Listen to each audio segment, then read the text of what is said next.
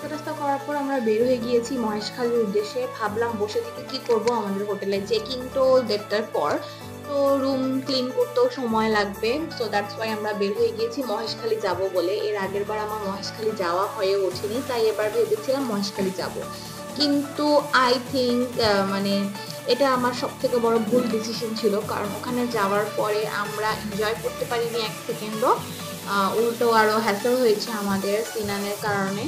মানে আসলে আমি সাজেস্ট করব যাদের বেবি আছে তারা যেন প্লিজ প্লিজ প্লিজ আপনারা মহেশখালী যাওয়ার সাহস করবেন না ভুলেও। আসলে আমার কোনো মানে এক্সপিরিয়েন্স যেহেতু ছিল না এর আগে মহেশখালী যাওয়ার, হয়তো বা সিঙ্গেল লাইফ যখন লিড করেছি আমরা মানে অ্যাজ আ কাপল, তো তখন আমরা যদি মহেশখালী একবার ভিজিট করতাম তাহলে হয়তো বা আইডিয়া করতে পারতাম। জিয়া বলেছিল যে আসলে যাওয়ার দরকার নেই, কিন্তু আমি বলছিলাম যে না না যাবো যাবো যাবো। তো জিয়া বলে যে আসলে মানুষ যে জিনিসটা দেখে না সেটার প্রতি, বা যে জিনিসটা কখনো এক্সপিরিয়েন্স করেনি সেটার প্রতি কৌতূহল মানুষের অনেক বেশি। আসলেই তাই, না গেলে আমি আসলে বুঝতে পারতাম না ওখানে হয়তো বা দেখার মতো আহামরি কিছুই নাই, পাহাড় ছাড়া আর গাছপালা ছাড়া।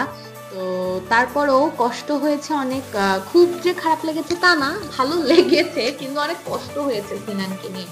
তো সে যাই হোক, কিন্তু মহেশখালী যাওয়ার সময় ঘাটে আশেপাশে এত নোংরা, এটা দেখে খুবই খারাপ লাগলো যে একটা ভিজিটার প্লেস, আমরা নিজেরাই এখানে ভিজিট করতে আসি, সেই জায়গাটা এতটা নোংরা, দুর্গন্ধে মানে টেকা যাচ্ছিল না। আর এই আমরা স্পিড বোটে যাইনি, সিনানকে নিয়ে ভয় পেয়েছিলাম, আমরা লঞ্চে উঠেছি। তো ওটাতে ওঠার পর আমাদের কি অবস্থা হলো সেটা নেক্সট ভিডিওতে দেখা হবে ইনশাল্লাহ।